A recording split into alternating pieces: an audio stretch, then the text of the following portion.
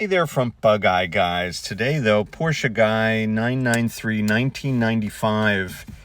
I just love these cars. I have one in my own little collection, a white one, and I drive it quite a lot. I've had it for about 7 years, so I can't say enough good things about this particular series of 911s. They're sophisticated enough. I mean, the new cars, the water-cooled cars, are even more tricked out with electronic stuff, but there's enough analog and enough kind of heritage and enough feels like an old 911, but enough new to be super comfortable. And it's just, I think, the perfect sweet spot for these cars. Of course, it's the last air-cooled series. This is a 95 edition, so it's an early one. I think they stopped these in 1998.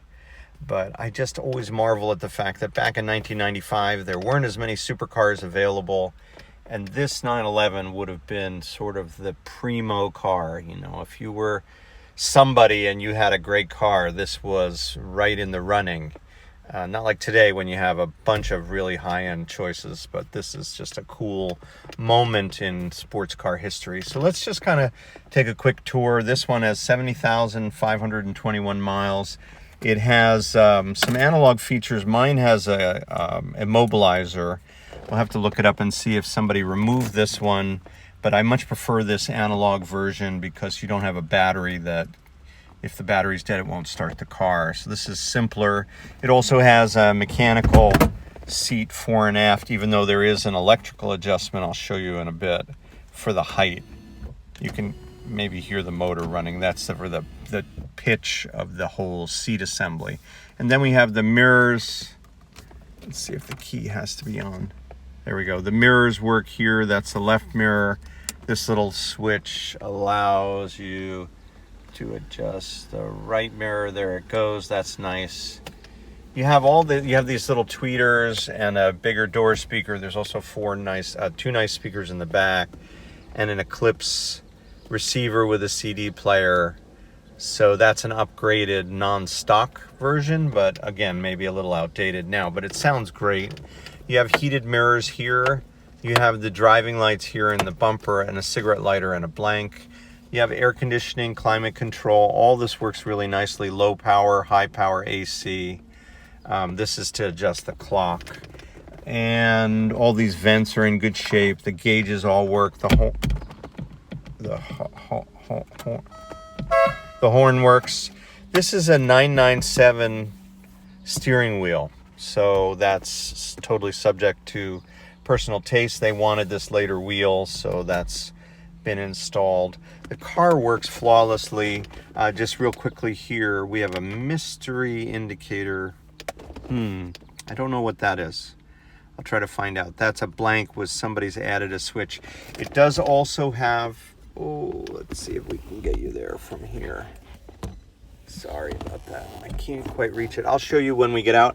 There's a hidden radar detector here, which, sorry for the camera action, that activates these lights. One is reverse, one is in front. And that's also probably a 25-year-old radar detector now, 20 years. So interestingly enough, mine has the exact same radar detector added with the lights in the same place. So I always thought mine was kind of an aftermarket thing that some stereo shop did for the owner of my car way back.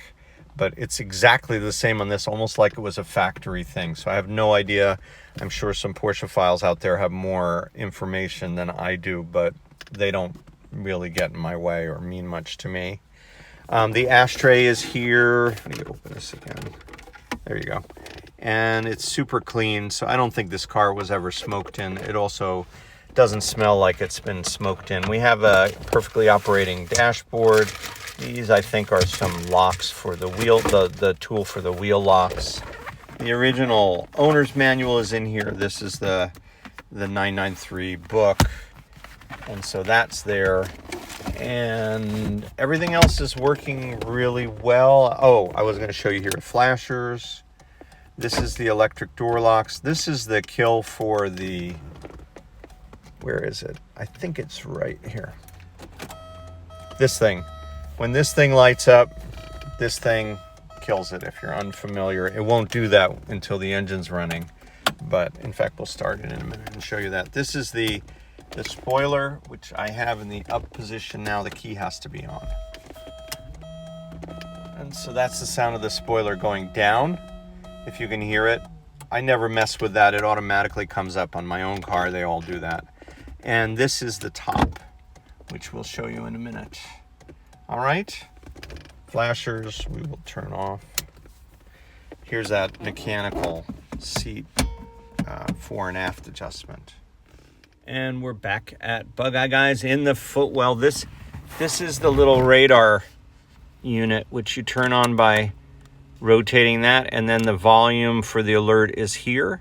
So when you turn it on, when the key's on, you get these two little red lights to tell you that it's working. It will test. It runs through its little test cycle. And so you can leave that on or off to your taste, but that is the controller for the radar detector.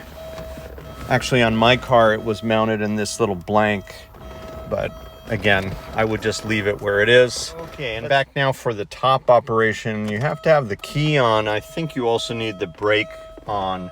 And then you hit this, oops, sorry, that's the spoiler, this switch here, and you should be able to see it beautifully goes away. Man, why couldn't British cars do this? At least old ones. So that's it. That's top operation, and of course, if I push it the other way, it comes back up.